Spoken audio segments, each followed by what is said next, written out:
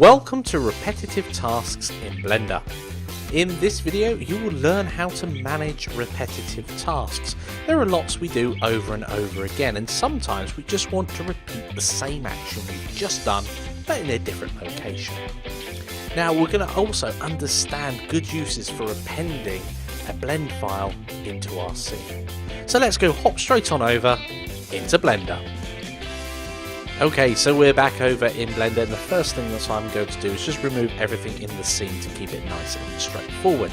Now, when you're appending a file into a scene, you want to do that whenever you basically want to completely forget all the history of that and use it as a base to generate something new from it. So in order to do this, we're going to go and use one of the basic objects that we've got. So we're going to go and append. You can see the shortcut there is Shift and F1. I'm going to go to my assets and in meshes, and I'm going to use the square, the 2x2 by 0.25. Now we need to go to the object. I want to bring the whole object in and all of its properties and just pick up the square, and let's append that in. So there we go, we have our new object in the scene, and it's not linked at all. So I'm now going to first of all change the name before we do anything else, and I'm going to call this square detail. I think that would be appropriate if I could spell detail, of course. There we go, square detail, and I'm going to copy that, go to save, make sure I'm in the assets folder and paste that in. So we're working on a brand new Blender file based upon the other ones. We've appended it in. Any changes we make here or to the other blend file are not going to impact that's more important, any changes we've made to the other blend file. So with this, we can now go ahead and create some detail. I'm going to make some very basic detail here. I'm going to take this top face and subdivide it. So let's go into edit mode and then select face, and I'm just going to subdivide that. I'm going to have this face here and inset it by, I don't know, 0.2. There we go. So that looks good. Now I want to do that to the rest of these faces, and of course this isn't that trivial doing it to a few of these faces here. However, I can quite easily end up having a very repetitive task going on, and the easy way to do that is Shift and R. So if I can select this next face and go Shift and R, it just repeats exactly the task I did a moment ago, and that is incredibly powerful. And I can just keep doing it and doing it, and of course it will invert in this case, and I don't want to go quite that far.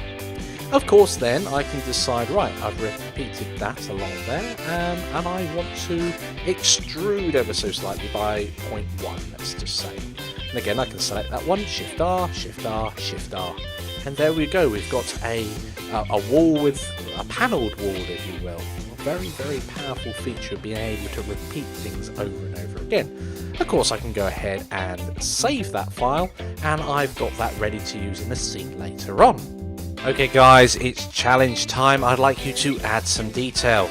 So append a few of the existing models into new Blender files, create some geometric patterns on them, or add a bit more detail, save them as new individual blend files, and of course make a commit.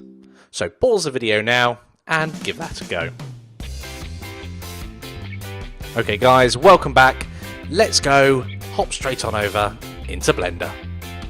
Okay, so back over in Blender, I've done my square detail. Let's go ahead and start a brand new blend file, and again I'm going to remove everything from the scene. I am tempted to set up my basic scene without anything in it at this point. Let's go append, and I'm going to work on the door, I think, that I've made earlier. I'm not sure actually at the moment. Let's go see what I've got. So I've done my door with, how about the one with the window on it? I'm going to add some detail to that. So we've got this window in the wall here. Let's go ahead and edit it. Let's focus on it as well so you can see what's going on. And I think it would look quite nice with a couple of detailed edges to it. So I'm going to this time use a couple of loop cuts to help frame the wall a little. Would it help if I knew where that was? No, I'm going to do that by eye. I'm going to put a loop cut around the top here. Of course I could be more precise if I wanted to as well, but if that looks right by eye, that's all good for me. And I'm going to go ahead here, and in this case I'm going to select them all individually and move up rather than repeating. Although, arguably, I think it would be just as quick to do both of those. And I'm going to pull that out ever so slightly. Oh, I don't know by how much. I'm looking down there. Not by much at all, by about 0.05, I think, to add a bit more detail around there.